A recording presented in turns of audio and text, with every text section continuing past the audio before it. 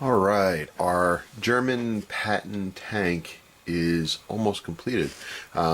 Construction is done. I did a bunch of weathering, which I'll go over in a little while.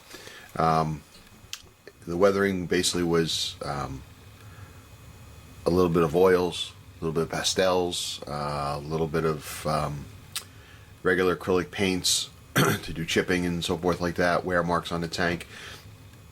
The tread is in place, which was really the part that was keeping me the longest.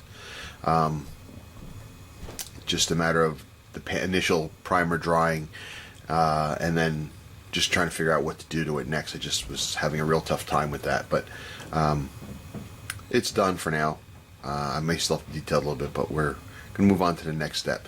And the next step is, I could just take this and throw it on the shelf and say it's done, which it is. But I want to try to make it pop a little bit more, so I'm going to build a little bit of a diorama for it. And as you can see here, I got this wooden base, which it's going to go on. Well, here she is, guys. She's finally done. The Patton tank from Monogram Models, as seen in the TV series The Rat Patrol and the epic movie Patton. Yeah, and a lot of people have made comments that the German tanks weren't Pattons and stuff like that, and and I get it. But this is a movie build. It was meant to be a representation of the what we saw on the screen.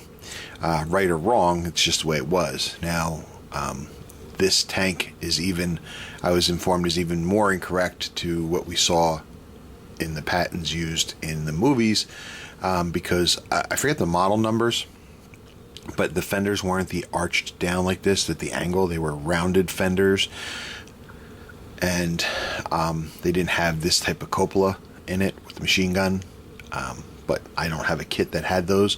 I did think of remodeling the cupola to match, but to be honest with you, I just decided not to. It's just purely laziness on my my part. So.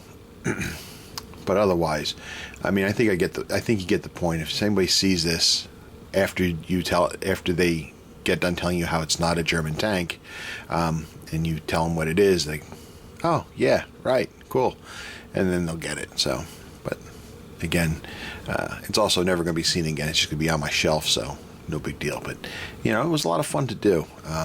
Took a lot of effort in some areas. Others, it was rather cool. But it was a fun build overall.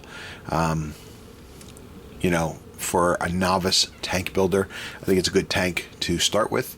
A good way to get your feet wet, get yourself introduced to armor, stuff like that. As far as accuracy, stuff like that, I can't speak to that. The other armorers that actually do this more often than I do, the experts, could tell you other things to do that would be better. When it comes to accuracy, it's just not, I can't speak to that. It's not my area of expertise. Basically, it's also all built out box stock, except for a couple small details. One, the decals were out of my parts box, spares that I had from an aircraft, I believe.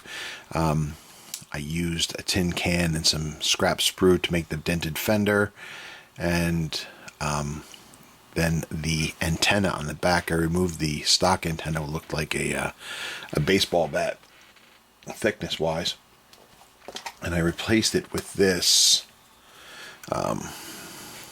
This is what I used.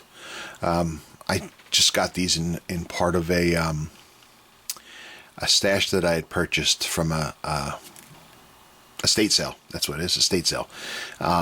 And this was in it, and it's one of the things I kept. I got rid of everything else, a lot of other stuff, but this I kept.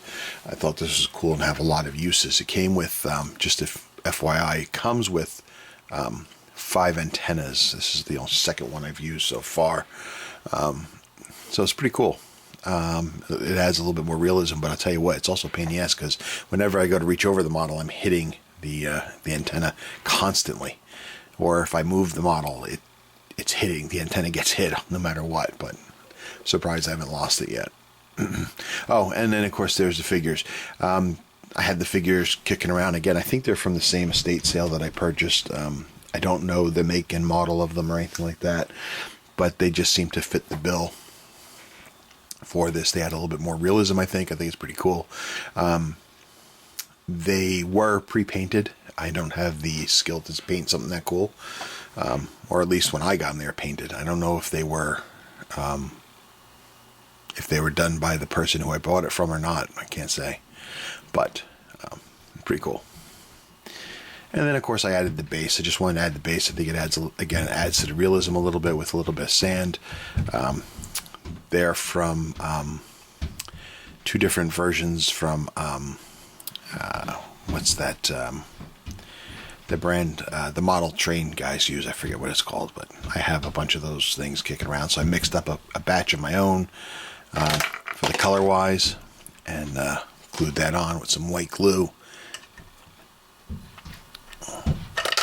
Ugh.